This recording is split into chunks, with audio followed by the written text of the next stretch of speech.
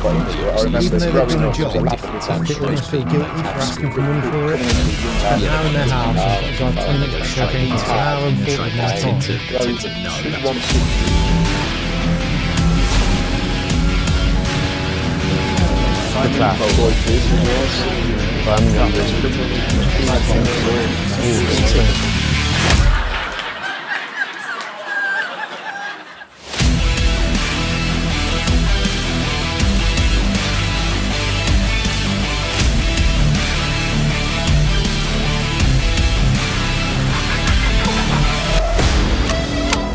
Beasley Workwear now proudly sponsors Trade Legends.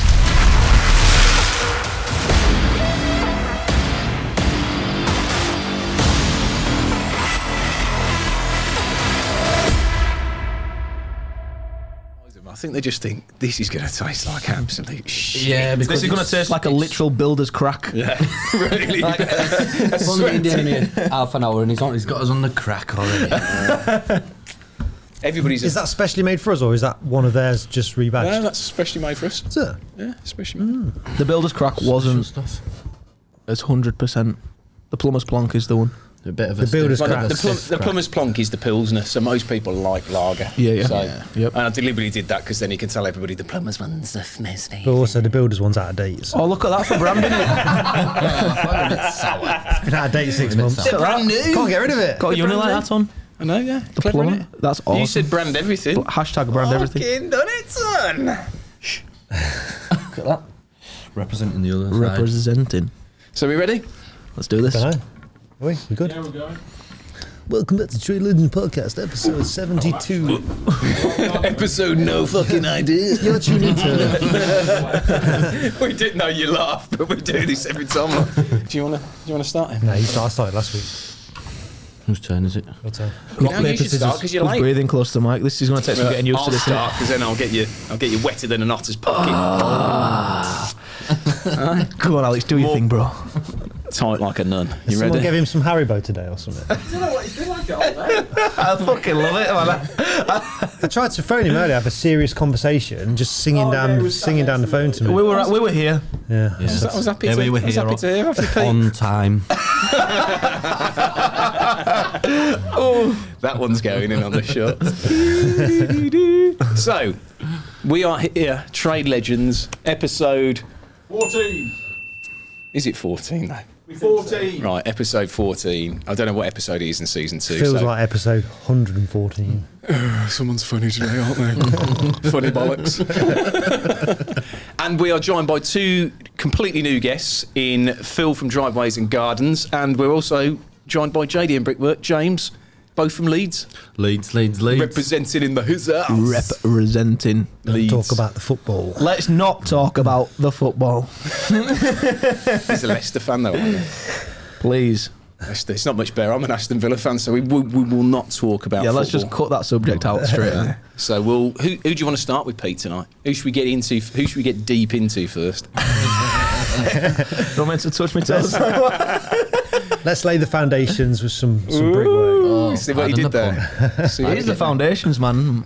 See what he Let's did. go for it, man. So, Speaking of foundation, have you done your makeup different tonight? You look a what do bit. you mean? It's because I've had my no, I've been been on sunbeds. Yeah, mate. Yeah. Haircut and I sunbed. like it. You know that. Typical Brummy. Typical Brum. He's only jealous. Somebody's got to look this beautiful, haven't they? So, Mr. JDM Brickwork, as always, we get people on. The whole point of the show really is to like talk through about you, how you got started, sort of, you know, where you're at now, where it's going. Basically, just tell us about yourself. So, like after school, whether it was at school, whether you work part-time somewhere, give us the full background as to how you came to be JD. I was about to say To be what? To be Driveways and Gardens. JD and Brickwork. JD and Brickwork for everybody. Yeah. So how did it all come about? Basically, take us back to the very start. Yeah, first of all, thank you for having me on tonight, Alex. Manners, You know, like that. yeah, no, I'm a big fan of the show. It's a real honour to be here, so I really appreciate you guys. You've got to say thank you. Thanks for having us on. So yeah, Cheers, guys. no, I brought away am, manners. Sorry. no, genuinely do appreciate you guys asking me to come on this show tonight. So yes, I'm James from Leeds, 23 years old, got my own bricklaying company at JDN Brickwork, jumped straight into it when I was 16. Didn't have any idea what I wanted to do when I left school. Went to go see the careers woman in like the June time because I had nothing set up. I had mates who had dads, uncles, brothers who had building companies who all had something going on in the game. And I kind of wanted to just go down that route. I wanted to go do building. Were you just done with school as well? School. Like, I wasn't naughty at school. I was just like, I would probably say more mischievous kind of thing, like bored. So you were I was a cheeky bastard. Yeah, you were naughty. I'm not gonna lie, but let's just keep it simple. no, because there's naughty where you turn up to school with a knife in it and you're like wanting to like whatever. No, I shouldn't say that really, because that genuinely like. I think if you're at school and you're not academic, that's not your thing. Then it's hard to keep your concentration. The thing is, I was in the good sets with all the brainy people, but I just got need to show off, mate. bored so easily. Yeah. I've got a brain, believe it or not. You got ADHD? Yes. It's not diagnosed, but I'm pretty certain I've got minor ADHD. But yeah, my attention span's ridiculous. I couldn't sit still in school. I was that dickhead that were lobbing rubbers at people, distracting other people, asking to borrow someone's calculator when I had like 3 in front of me already. Just didn't get on with it, and the teachers like obviously knew that I wasn't gonna go down an academic route. I knew that I wasn't made to sit like in the same spot all day, every day until I'm 65, take a measly pension and then go and die. You know, that's not me. That's not what. It's just not what I Sorry for anyone listening that's taken a measly pension and about to die. I do apologise. If you are 65, I do apologise. You're not going to die. So I thought I want to do something interesting. I want to be active. I want to be doing something. I want to be like active kinesthetic learner. Is that it? I had to do a little test because I went. My mates laugh at me because I had to go do boxing on a Friday morning instead of maths. So like I was one of them kids. Yeah, you can't count. Go punch something. To be fair though, Exactly stuff like that with kids that can't sit still, like doing a sport like boxing or something where there's a bit of discipline. Actually, I think does sort of help. I think it did me the world of good. And then so anyway, going back on track, I went to go see the careers woman in like the June. We were due to leave in the July, and I had nothing lined up or anything.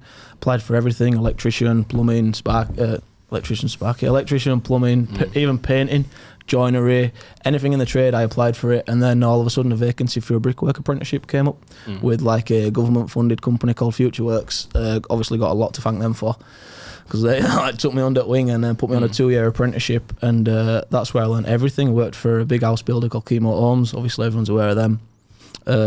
Got shoved about from gang to gang with the bricklaying subby on the big site that I was working on, and just kind of run with it. I got to enjoy the trade, dipped in and out of motivation. Obviously you do as a 16, 17-year-old kid when you don't really know what direction you want to take, but eventually I just took to it and I just loved it. Found a passion for it. When I was younger, I really wanted to make it as like a rugby player, but that kind of, when you get to a certain age, you understand that that's not going to happen. Well, when everyone's suddenly about you 4 sizes too big, and you realise that when you get to a certain level, it does actually really hurt when you get hit by someone who's a certain size, and then you go have trials and what have you, and just realise there's another level to that. So I kind of like dipped out of motivation for that, and then eventually found a love for bricklaying. As weird as that sounds, I do really enjoy bricklaying, and I come to the point where I would look forward to going to work, and I knew that's when I started to like not dread getting up in the morning, that bricklaying and construction and building and doing something in the game was going to benefit me and take me on an interesting journey in my life. The point where you're at school and you do your careers, and then you're looking for an apprenticeship, like you say, plastering, plumbing, electrician. What was the time period? Was it a long time? Did you ever think, I'm not going to get any, because there's not much out there, is there? I didn't for a long while. I was the last one out of my mates to find anything. Yeah. And I would like it come to like the last couple of weeks of school, and I'm shitting myself thinking, what am I gonna do? Like I really wanted to jump straight into work, so I wanted a couple of quid in my pocket. Yeah. So how did that government thing work? Because we don't hear much about that when we talk to people on the show. There's like a lack of apprenticeships or people struggling to get in there. How did that government thing, and did the careers tell you about that? Because no, it was just a job to me. Only looking back now, I realised that there were a lot of support from the government, which is a great thing for the trade. I don't know what it's like now moving forward. This was like 7-8 years ago, so it was through like people were asking me who I worked for, and I couldn't really answer the question because it was like was a bricklaying subby on there. There was a main contractor, Keepmoat. There was Future Works, who was the link between me and my employment and Keepmoat. And there were like CITB who came to visit me. Then there were the college. It's like I didn't know whether I was coming or going really. All I knew is that I had to get up at 6 o'clock next morning and get to work. Yeah. So if there's anyone watching this now who's trying, or at that stage that you were at, is it just a case of just keep looking every day? You got to be looking. It's not going to like fall in your lap. You've got to be actively looking, and give them an idea of like the time. Is it a month? Is it 2 months that you're trying to find? It's weird. Everyone says like I don't think that ever stops. Things take time, and things do take time. That's right, but you've got to just increase your chances by putting in the yards. Yeah. Like if you we've just been playing darts there. If I throw enough shots, before long, I'm going to hit a treble 20. It might take a couple of days or 3 days or something, but I'm going to hit a treble 20 before long. But you could fall lucky, and you could apply for the one job that does set you up. Yeah. But you just got to keep plugging and plugging and plugging. I'm just thinking if there's someone watching here who's trying to get into an apprenticeship and they're not having any luck, give them an idea of what to expect. But if you apply for every single vacancy going, then eventually you'll hit the bullseye and you'll get one. But the difference between the people who don't get the apprenticeship and the ones that do is the guys that put the effort in, actively looking. If there's not someone in your family or somebody that you know who you're really close to who's going to be able to give you that opportunity, then it's obviously, it goes without saying, it's going to be a lot harder for you to find something. But I'm hard, cold evidence. I've got no background in construction. I've got no family that I knew of back then that were in construction. I've recently got back in touch with some family who I do know who are in the game. But back then I had no building background, nothing, no contacts or anything. I've created everything that I've done and everything that I'm doing now. I've created from putting in the hard yards myself. Yeah, 100%. So, ladies and gents, if you want to save big on some big name brands, then Trade Legends is the place to do that. Head on over to www.tradelegends.uk/discount. So here's one question for you, which obviously for the apprentices or people wanting to get into apprenticeships now, obviously you've got your own business. If you were to hire an apprentice, what would you look for in an apprentice now? My apprentice is going to be watching this now. Is it? He'll be like, say it's me, say it's me. I'm the perfect apprentice. Just describe the complete opposite. So Alf, dark hair, 6'7". Today, the guy, we're on an extension at the minute, and we've come to the knock-through stage today. And the sink was still there, so the clients have gone on holiday for a long weekend, which has fallen at the perfect time for the knock-through. And we've had to disconnect the sink and move like all the units around the sink out of the kitchen, and all we've got is like 5 bags of bricklaying tools, a couple of spanners, and believe it, like the apprentice was the one who turned the water off, undid all the shit under the sink. I don't know, you're the man for that. I have no experience at all whatsoever, and we were just having a bit of a laugh. We were saying, how come he can plumb a sink but he can't plumb his wall? he can't plumb his brickwork but he can unplumb a sink. What the fuck is going on here? But no, he's a top lad. So back to your question about hiring an apprentice. I think when you come to hiring anybody, not just an apprentice, you've got to make sure, like I hired an apprentice. I've had 2 apprentices. The first one did his level 3 with us. I ain't even got my level 3, but I put him through his level 3. He passed. He's now doing his own thing. Then I got a second apprentice, and I've took him from the start. He was a school leaver. But I did do things differently, although the first apprentice was great, a great lad, a top lad. I took him on with barely knowing him. I was only young myself. And then the second apprentice, I got to know him a little bit better. I thought, I'm going to get to know this guy. Because if I can't waste my time now. I was at a stage where my business was growing. I was scaling. There were lots of things happening. And an apprentice, I felt like I didn't really want one, to be honest. But he approached me. I thought, you know what, I'm going to give him the benefit of the doubt. I'm going to give him, see what he's about, see if he's got a bit about him, if he's a clever kid, if he's got his nous about him, if he's not a fucking complete idiot, which unfortunately, stereotypically, people who come into the trade are, you know. I'll give him a chance. So we had a couple of chats over the phone. I brought him to my house, had a chat with him. And then I thought, you know what, I'm going to give this guy a chance. And he's still with us now. He's served a year and 3-4 months with us now. So you just got to be a good judge of character. You've got to understand personalities.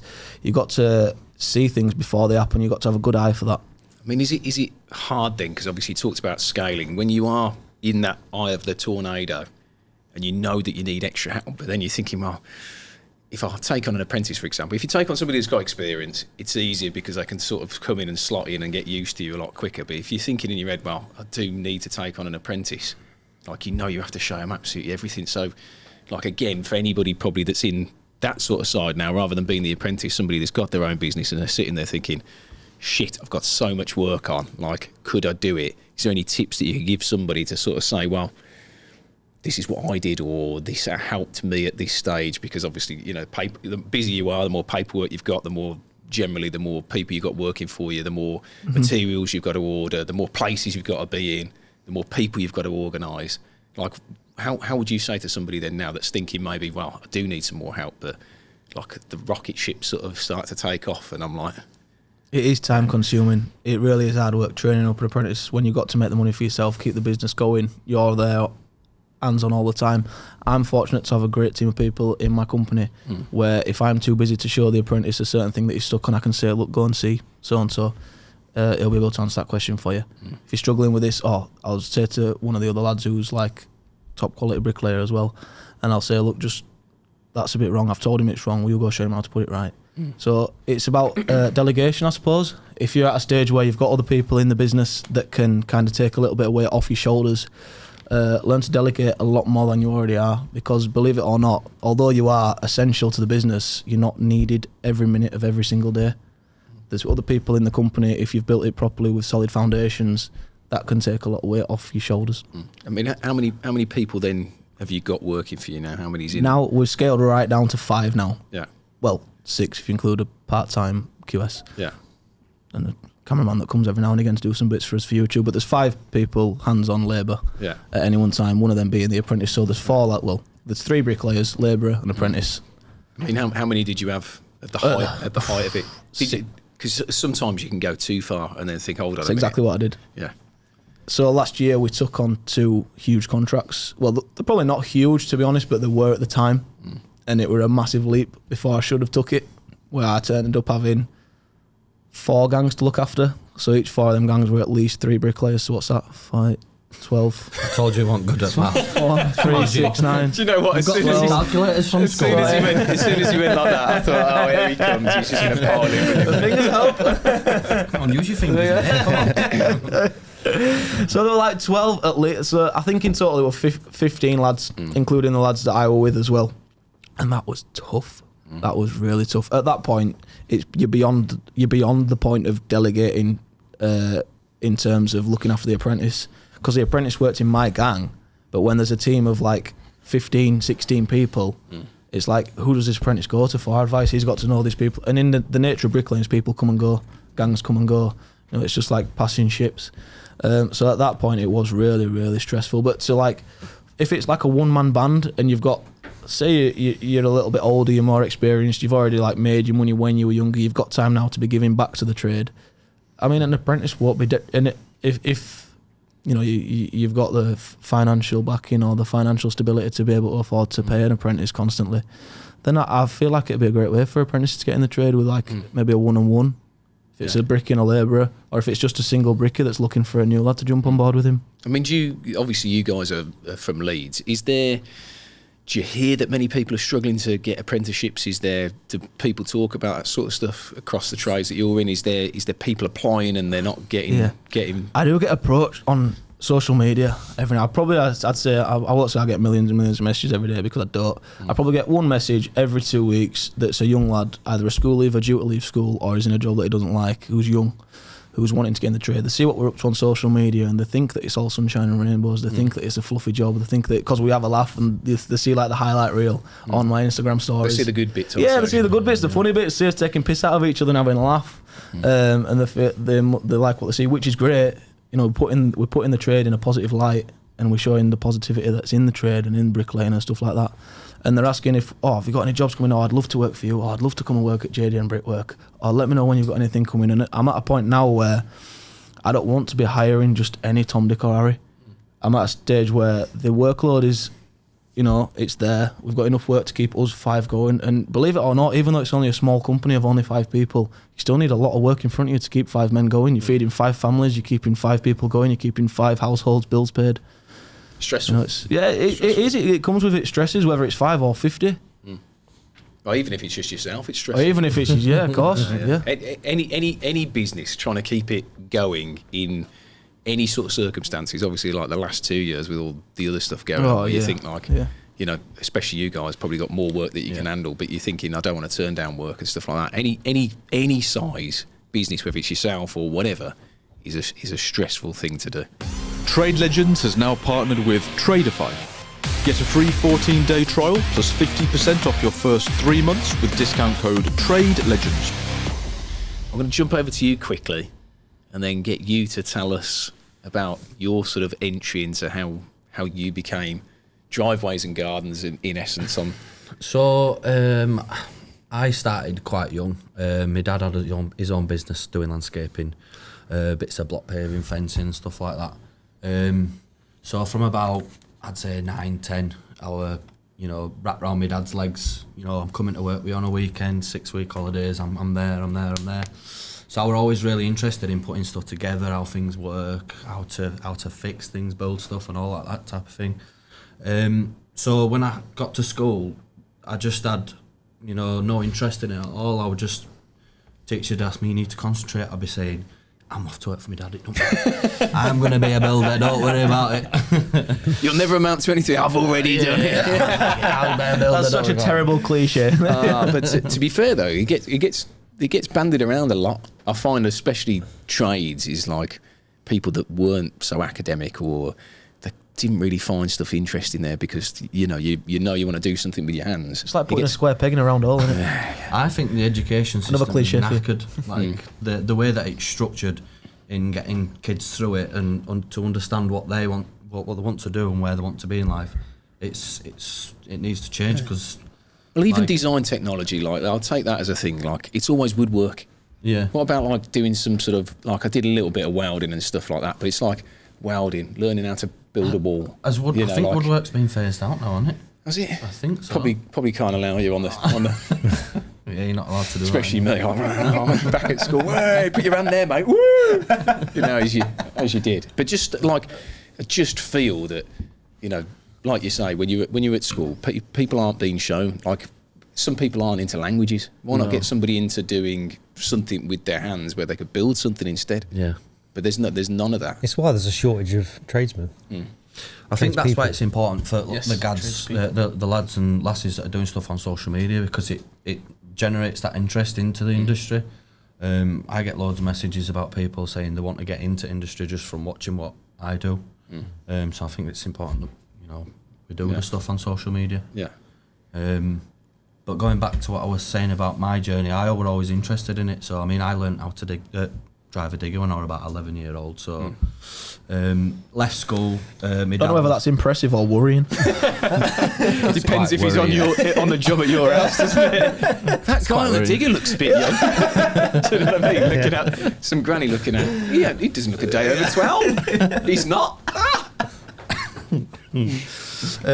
So my dad, he were like, he used to say, you're coming to the University of Phil. That's how he'd explain it. So my dad's called Phil, I'm called Phil. You know, it's a bit, you know what I mean? Should have called me something else, but anyway.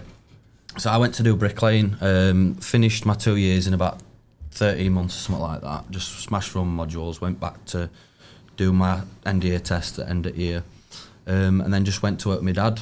But I soon found that the dynamics of a father and son relationship don't go together in a business, and I will pull in one way, he will pull in another way, and I just wanted to expand, obviously young, and just wanted to go for it. Long story short, we broke up, and that were that, and I started my own business, which were Driveways and Gardens. And when I started, I just thought, right, let's see where we can take it, and we grew from 3 lads in February to 15, 16 guys by March.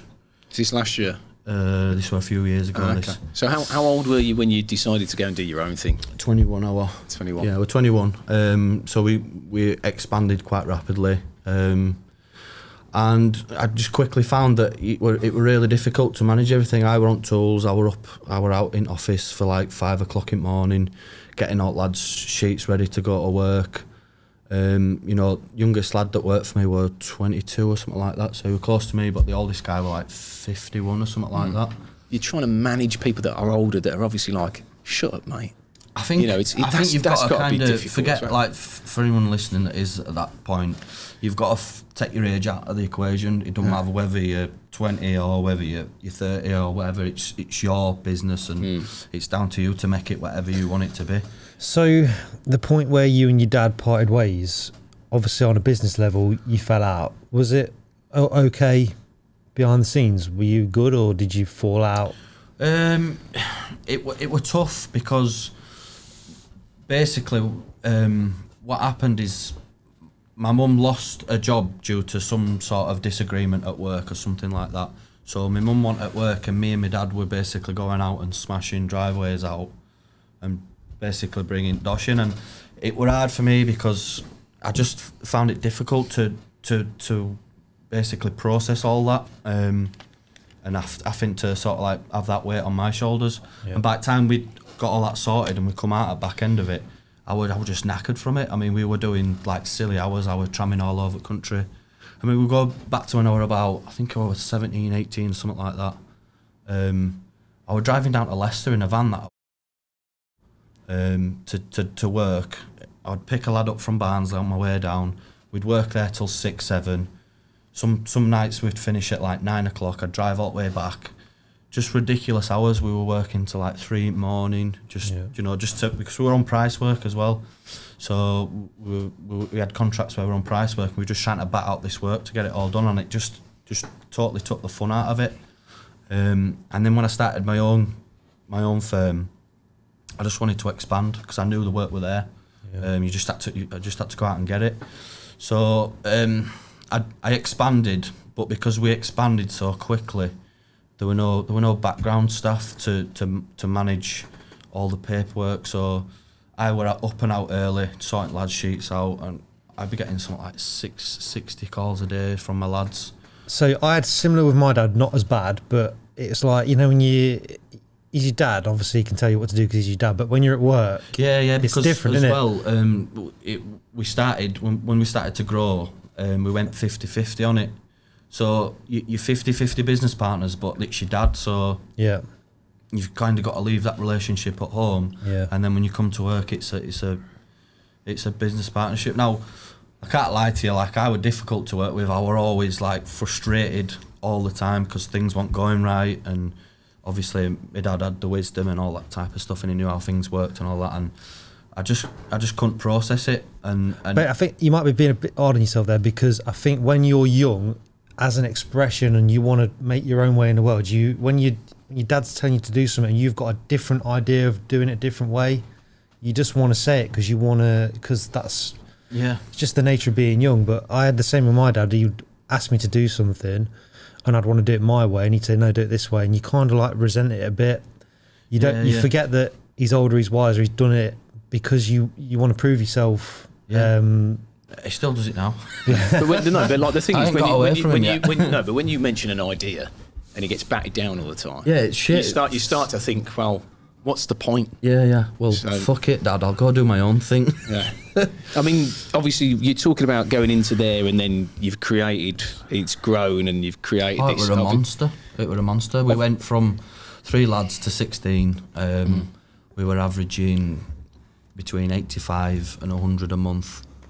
It were ridiculous. I can remember one weekend, 56 grand landed in account on the Friday, and by the Monday there were £2,000 left. And it wasn't until that point, like, I just thought, you know, big money numbers come in and big numbers go out. That's how it works. But it wasn't until like that point came across, I was like, fucking, this ain't right. This, like, there shouldn't be more money left than that. It was just difficult. Like, it were really difficult. Did you ever look back then at that point when you saw those numbers flying across your account and think, actually, I probably would have been better off staying with the old man? Did that ever cross your mind? Stupidly? I was doing all right with my dad, to be fair. I had a brand new motor. I was doing all right. Things weren't too bad. But yeah, I think when obviously being that age and dealing with them kind of figures, it's you know, it's not normal. My wage bill was like 8,000 a week. You know, it was ridiculous. It's a lot of pressure, isn't it? Yeah, a lot of pressure. Going back to what Jim said, you know, you've got responsibility of, you know, all the households. Like, you know, if you drop the ball, then you're not only damaging your own house, you're damaging the other guys' houses as well. And when it came to sort of like the tight end of it, and I had to sort of like shrink down and close things up, it were a difficult conversation with a lot of lads that were, you know, probably people that you get on with as well. Like, it's never nice. I had a relationship with guys where I basically explained to them, you know, it's down to you to make this business whatever you want it to be. Do you know what I mean? And I always had quite close relationships with all lads. I'd have conversations with them. You know, I'd text them on an evening and stuff like that. So it were upsetting for me when it all sort of like, you know, imploded. Yeah. And how old were you when it did? 22. 22. Yeah. So it were like about, I'd say, a 10-month period. Over a 10-month period, it just went. Yeah. And then obviously I'll just. I mean, the one thing with stuff like that, when I hear sort of scenarios like that, people then say, well, actually, 10 years later, it's probably the best thing that actually happened to you. At the time, oh, yeah, at the time, looking back, it's like that sort of like 10-month period, when I think back to it, I learnt so much from it. Mm-hmm. Although I didn't achieve anything, just a load of debt. You know, I learnt a lot from it. So, you know, you could say that was sort of like my university period where I went to uni, got into debt, and now I've learnt something from it. Yeah. So I feel like if I wanted to now, I could scale a business quite comfortably, just with knowledge of how not to go about things. Yeah. I mean, go on. No, I was just going to say, so your advice to people if they are at the point where they're thinking, right, we've got enough work on, I'm going to get a load of blokes, would you say take your time, do it gradually? Grow slow, find good lads or lasses that are hardworking, that respect you, that have got your best will, your best intention at heart and stuff like that. You know, it's pointless rushing it. You know, it's don't run before you can walk. Yeah, that old saying. You know, better to build it up gradually and remain. You know, when you get 16 blokes working for you, get there and stay there rather than grow too fast and have to come all the way back and sort of start again. Yeah, definitely. I mean that experience in itself, obviously, like at any age, but at like 21, 22, I mean, did that, you know, some people would be put off by that. Has that dampened any of your ambition, or is it like where you think it's just made me aware of a lot more things? Like, I mean, most people ask me about my beard because I'm actually only 26. So why have you got a grey beard? But where it's all grey, it all fell out. Like, I had like a really hard time with it. Yeah. But I think not the pressure of like running the business were hard, but the pressure of knowing it were coming to an end were even harder because. You know, I think to let all the lads go and stuff like that. Nobody wants to. Again, tradesmen especially never want to admit. It's a bit of ego, isn't it? You never want to admit, like, A, you potentially could have fucked up a little bit. B, shit's gone sideways. Or C, actually, I need some help with this. So you carry all that weight on yourself. When actually, like, you know, we should just say, oh, actually, I need a bit of help with this, or can I have your advice on this, or do you know how to sort this out, or whatever it is. I think people have a misunderstanding that like successful people fail every single day, like, but they learn from it. They don't make the same mistake over and over again. So my advice, he's fucking banging on to whenever I talk to anyone about stuff like this, I mean, it's great. This podcast is great for you sharing your experiences, and people can learn from your mistakes, like you've learned. But like you were just saying, I always remember there's a story about Amazon, didn't they? Like, for the first 3 years, made a loss, and now look at it. You hear it about all the big players. Yeah, definitely. Like, I mean, you know, so you got you can make sleeping on a mistakes, but as long as you learn from them, you don't repeat them. Yeah. I mean, I think Amazon, what he potentially did with his was he kept making a loss to reinvest the money back into the business. And then shareholders were like, is this company ever going to make money? And he was like, look, the grand plan is... just wait. Yeah, which he did eventually. But like, it must be a scary thing. I mean, this is the thing as well, where at least, like, even if something fails, at least you can say you've done it.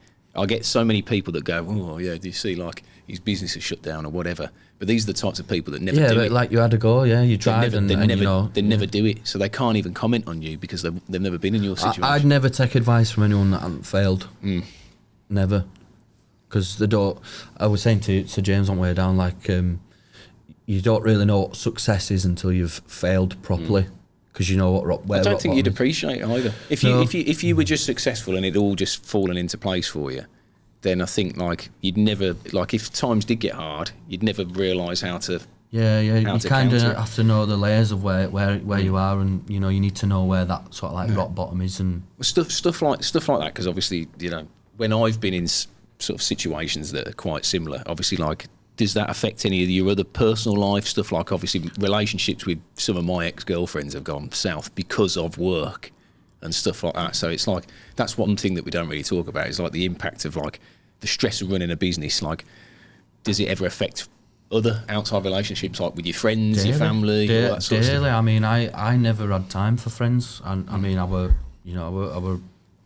always at work. I still work like mad anyway. I work most weekends, and it does have an effect. I mean, she's a trooper. She understands that it's for future and all that kind of thing.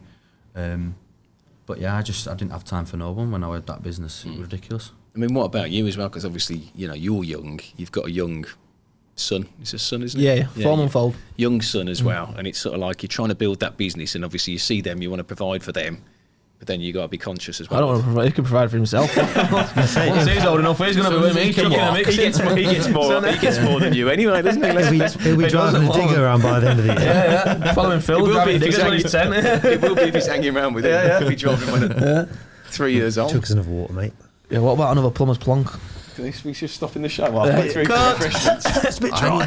There's no in there.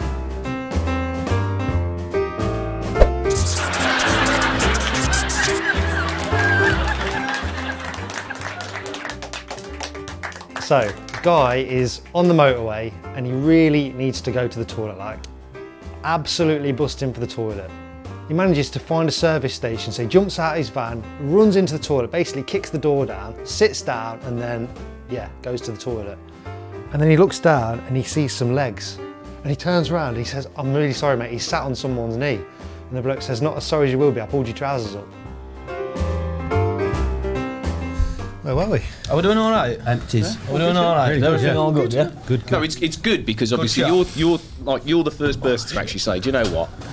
Like, it flopped a bit, but do you know what I mean? I think as well with social media, like you only see the good bits, don't you? Yeah, I watch so many people and I just think like you're in a shithole right now, like because I know I know how it works, and I just think you're struggling right now.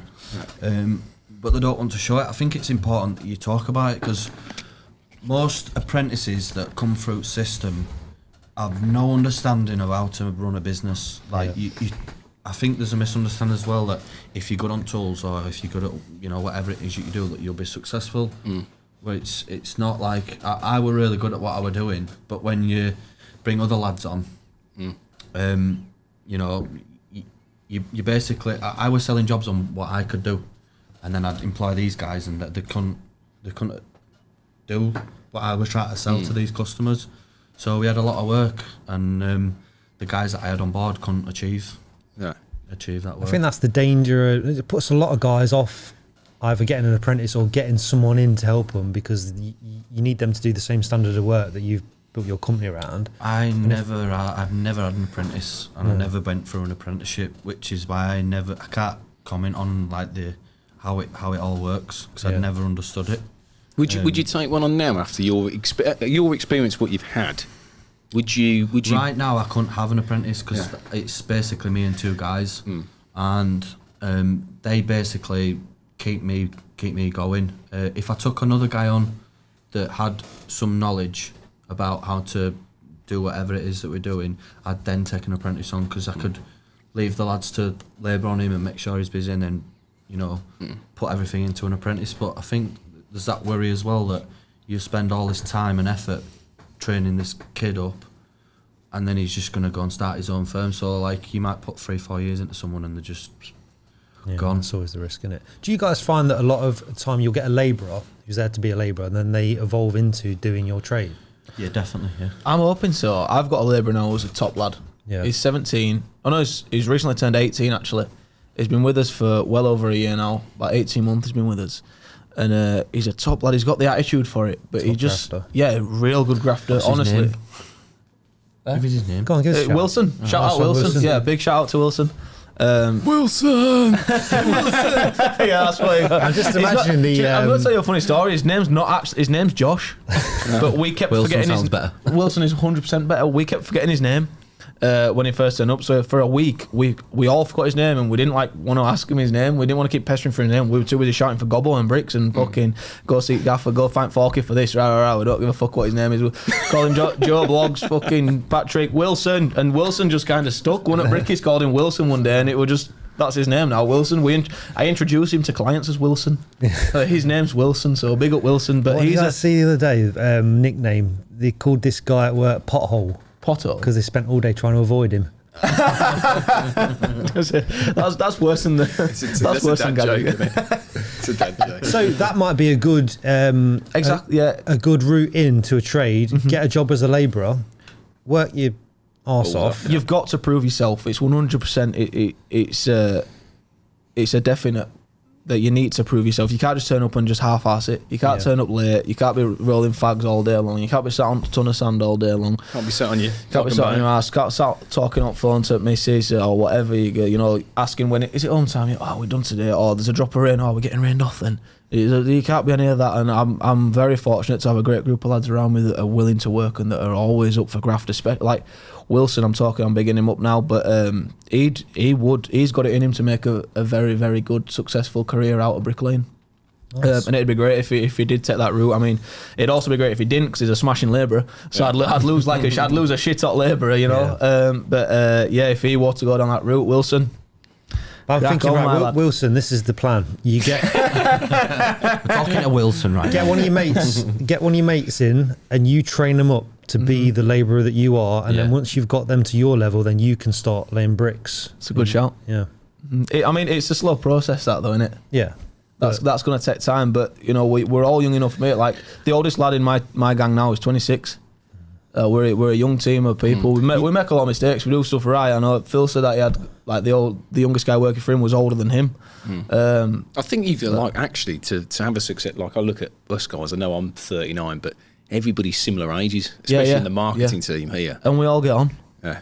Well, although we do get on. I mean, like, no. I get what you're saying, but I mean, get on with the lads, don't you? Yeah, I think you've got to have that sort of thing in common. When it's 21 and it's 50 as well, you crack a joke, and the guy's looking at you thinking, different generation. I always seemed a lot older though. Like when I think people misunderstand my age.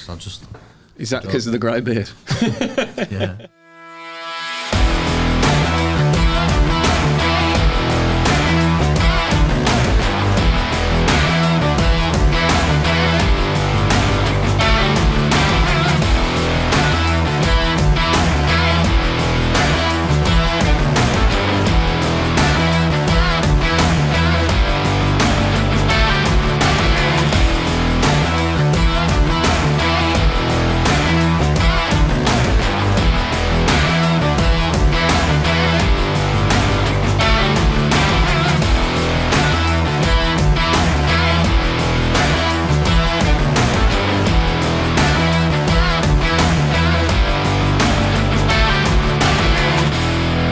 What was I going to say? Because I mean, obviously, you've talked about that scenario again. I'm going to come back to you because obviously that's just jigged my mind. Obviously, looking on social media, you've gone from doing your comfort zone to you renoing two houses or something. That's just my mindset. I've always sort of like I've always worked on edge of failure, like because that's where success is. Trying to constantly out of my comfort zone. You know, if you can lay a brick, you can build an house. You know, it's just. If you can dodge Can you going? Is that entirely true, Phyllis? If you can lay a brick, you can build an house. I mean, Ali can lay a brick. Can he build a house? What here? I actually saw him go. I actually saw him go. There you go. I'm sorry. I'm sorry. Anyone who watches this is gonna notice I have no filter when it comes to like facial expressions. If I hear some of that, I'm just like, what the fuck are you talking about, bro? I mean, if you can lay a brick, you can build an house. Who's this guy? What the fuck is this guy? What the fuck is this guy? I heard if you can tie a shoelace, you can sell torches. True. Is that how it started? True story. If you can piss, you can paint. If you can piss, you can paint. That is true. If you can tie your shoelaces, this is how good it is. Like, just for everybody at home. It says shoelace on there, so don't forget. What if you can? Are they Velcro laces? No, They don't even tie them, so you actually can't tie shoelaces. That's a unique aroma. Oh, beautiful. it's getting close to Mike. Like being again. on site, that. It's getting close again. Come in. I think though some of my best memories of working was when we were on site, when we made a big job, and there was, even if it weren't like you, obviously your gang sounds like more like a family because you're there on every job together. But we'd go just as two plumbers, me and Kev, and it'd be different electricians, different plasterers, different chippies, but you come together as a little unit. You own it. Yeah, own it. You'd look forward to. We used to go in the morning. You used to get there for 7:30. You weren't allowed to start work till 8. So we'd have half an hour, a cup of tea, then we'd start work, and then you just look forward to it because you just have a chat and banter all day and just touch each other in toilets. that was more the electrician's thing.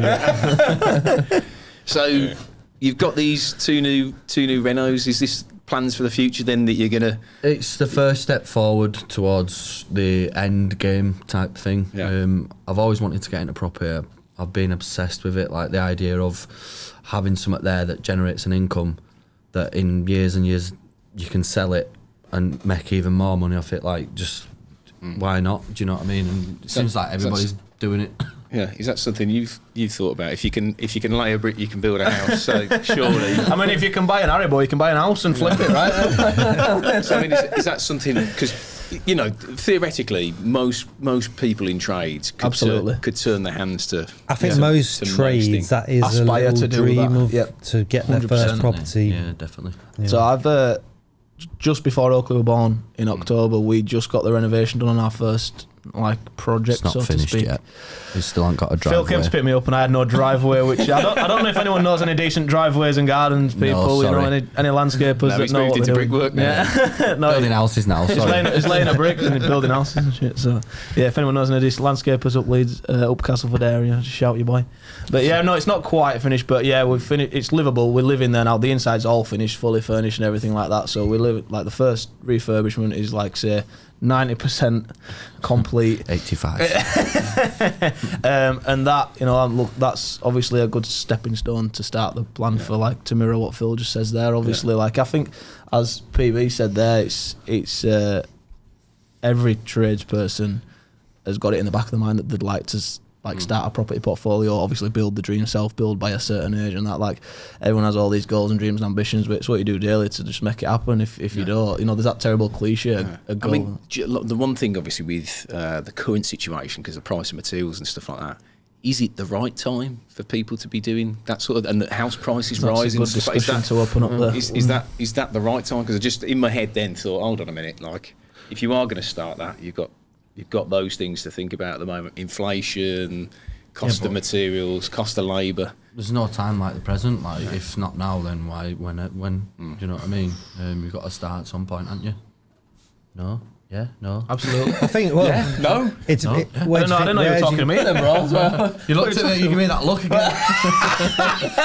Shut up, Phil. If you can labour it. Where do you think the housing market is gonna? It's probably gonna keep just. Everyone's waiting for this crash that's never going to happen. I honestly think though, when inflation gets to a certain price and the interest rate goes up, so they start raising interest rates, people then can't afford to pay their mortgage, and that's when the price of houses starts to come down, and that's the time for me when I would enter into doing that, because I think obviously and it's monster. it's not been a shock, but no, it's not been a shock, but at the same time when that happens, people then can't move, so the price of houses are coming down because they think, well, I can't take on a new mortgage to move to a bigger house because my mortgage is going to be 4.5%, or it might be 5% because the interest rates have risen. So that's God, I've got too deep there, haven't I?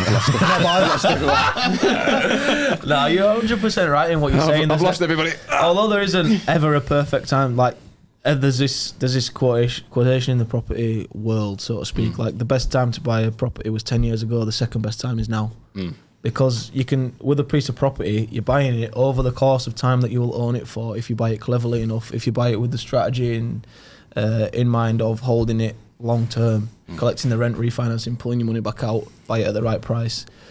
working numbers on it properly after doing the numbers, the hard yards to get this one property. Like, people don't understand what it takes to get one deal that actually works.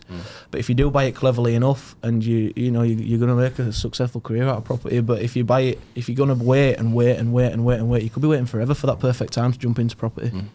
Yeah, that's true. That's true. Should we do fastest laps? Yeah, let's do it.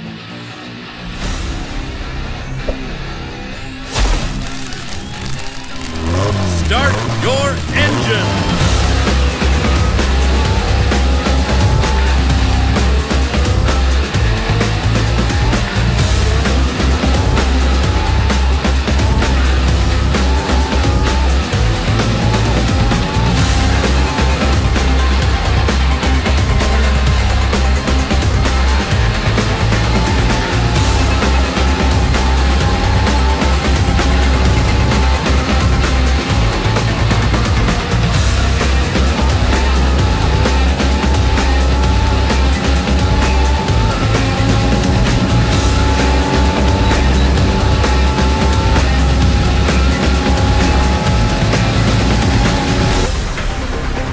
And the winner is...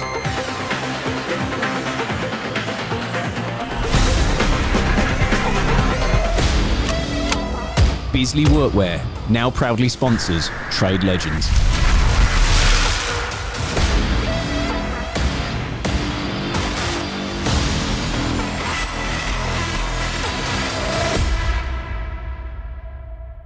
I'm not happy. I should have been first. To be fair though, Adam from Tool Monster, I don't know that corner. I don't know what he'd been taking, but he was next level.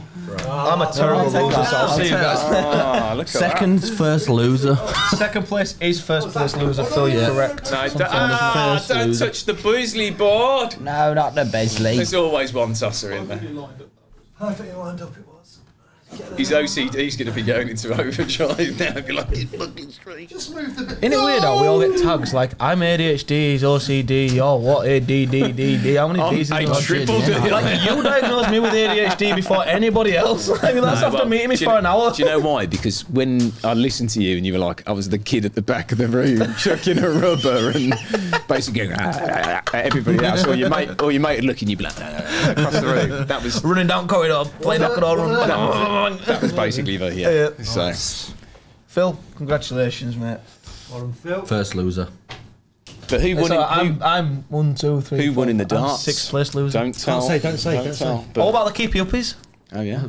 We know You, that one. well, Can we talk I'm about not, keepy uppies? I'm not going to give the keepy uppies away either. But Is that at the end? Let's just say James was fucking good.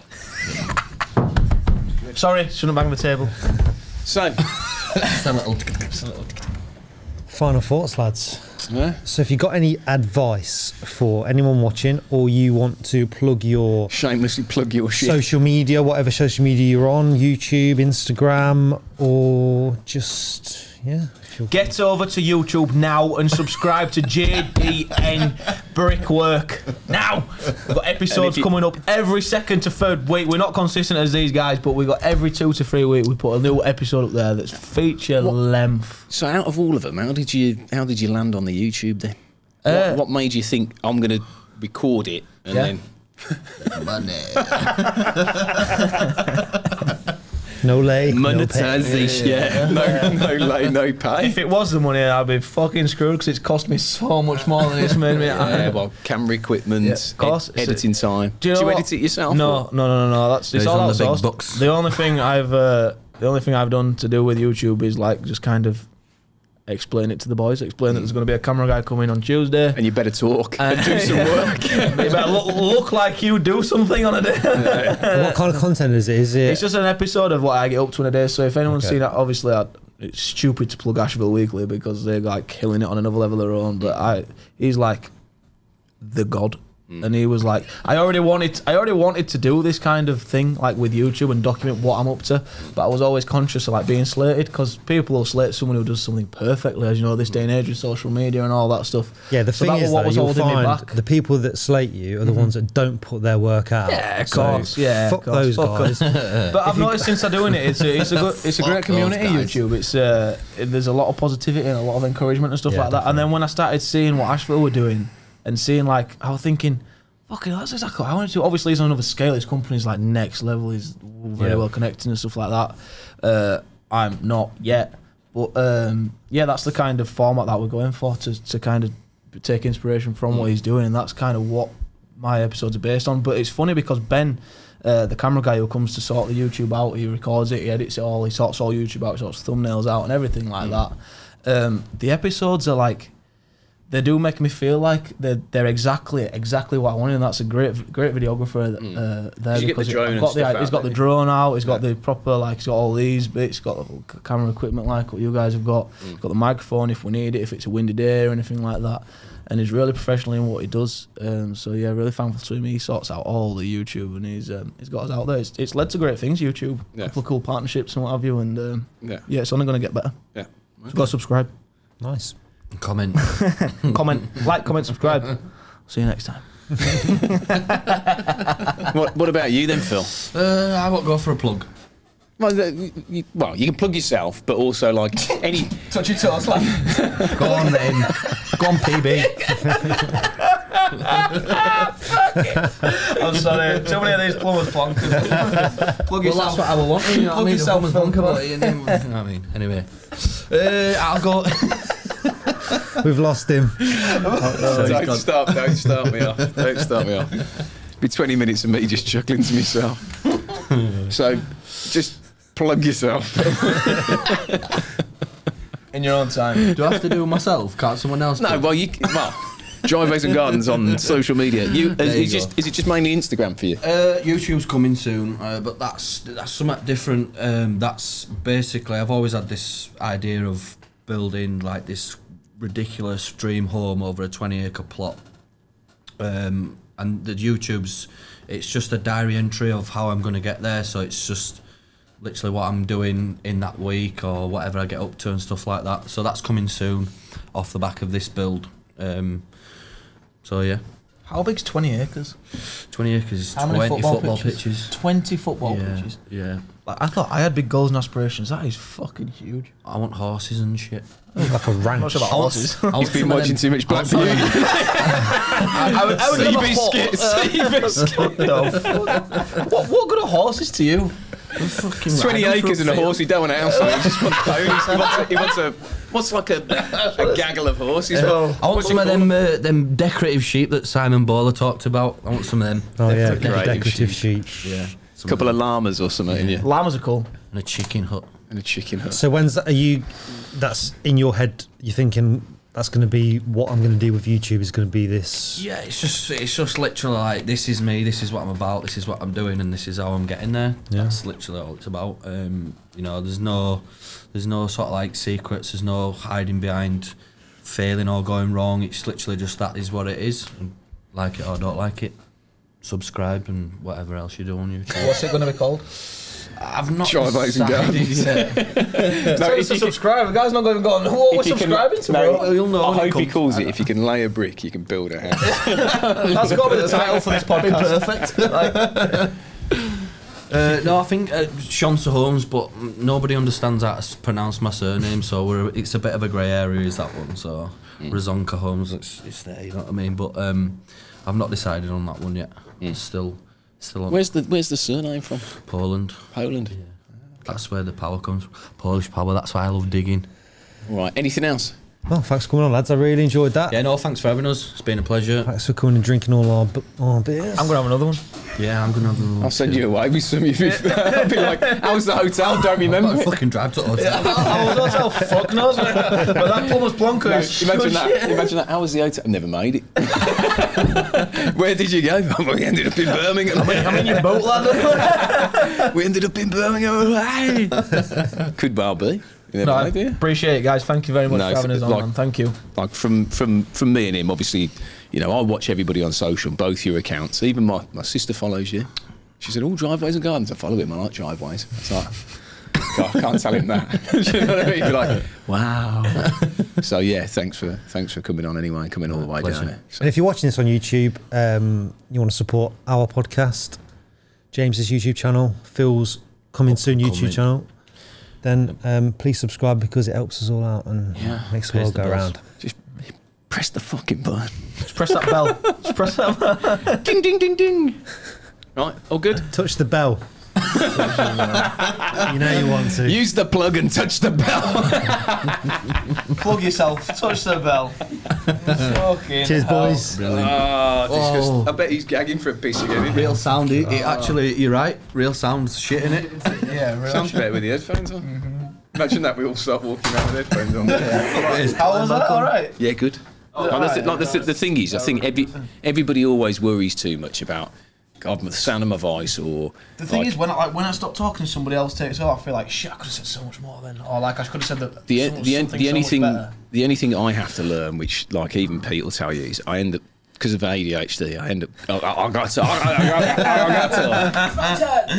And sometimes I'm fine, but other days, like today, obviously you can tell I'm on a fucking high. Excited. You need that though, because that's constantly creating conversation, and I feel like we brought some good energy though. Yeah, it does, but you have to enable other people to talk. I feel like it was. Yeah, which sometimes I can't. I'm like, shut the fuck up. No, what it is if I don't say it at that precise moment, you'll 10 seconds later, I'm like, I had a question for you, and I go.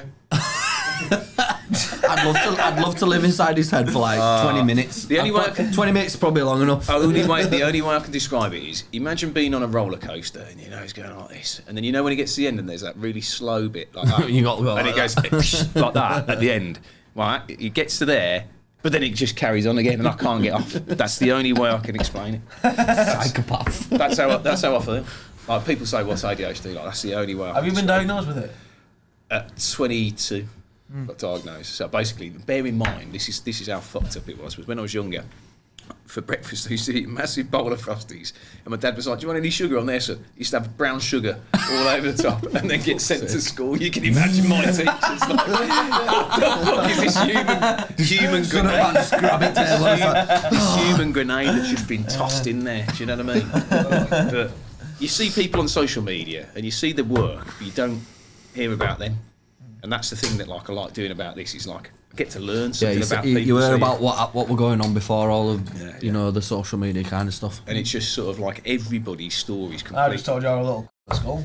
No, but like they really give you any emotional language. But you know what I mean? Like I threw rubbers at people. I love bricks. But that's what makes it. Because Phil's going, yeah, I went through such a bad patch, man. Yeah, I lost rubbers at kids in back of class and fucking he was the one at the back of the class going, you fucking shit. But that's the beauty about the show to me, is everybody's like, it's completely different. Like if everybody was the same that came on was like, my family was in it and I got into it because my family, and then I suppose it were two contrasting stories about how we got into trade, wasn't it? Yeah, it was, yeah. Cause I were always like fucking... That Billy went into the army and they trained him as a plumber in the army. Yeah. Oh, that don't happen. Poor bastard. Don't happen all the time. But it's a like these stories how people got into stuff. Even Jen the decorator, she went to study when she was like 31, didn't she? Architecture. He loves a Miller and Carr as well. Yeah, it's good, man. She. It is good. What's your order? It's not got any better since she started throwing them. 50 quid's worth of fucking steak eating. What the fuck's that, Pete? It's half a cow, man, I swear it is. The thing is, though, if you go, it's like they all have fillet or sirloin. It's like 29 He has quid. like, when there's a tomahawk for 60 quid. You can get the T-bone, which is a sirloin and a fillet on the same thing for an extra £3. So why not? Yeah, makes perfect sense. It's a big feed, that though. Yeah, he has that. Then he has an extra side of greens, an extra side of fucking garlic mushrooms, whatever. I have greens, that's it. And the sweet potato fries. A pound extra. And that fucking. Wait. On offensive. Pound. It's an extra quid. Hold on. And he has 2 extra lettuces because nobody eats them. But they're not meant to clean your palate before you eat. So I'll drive for an hour and a half to get here, and you won't let me have a pound of sweet potato fries. Think about that. Are you serious? Are you serious? All I do for you, Peter. Do you know what? Because you're never on time. That's why. An hour and a half? Where do you come from, Pete? Fucking less than an hour away. M6 on a Friday night? Are you fucking kidding me?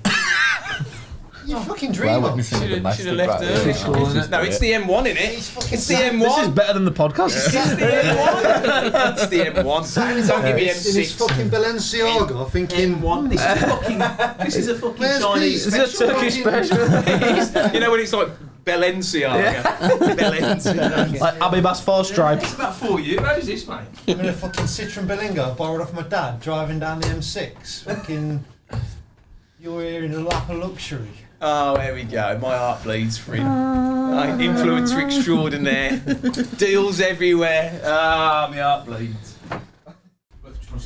If you like listening to Al talk over all the guests, if you've enjoyed this episode of Trade Legends, listening to Al talk over everybody else and people banging on the desk, if you've enjoyed listening to and watching today, you're fucking gonna just stay still, one space just for a minute.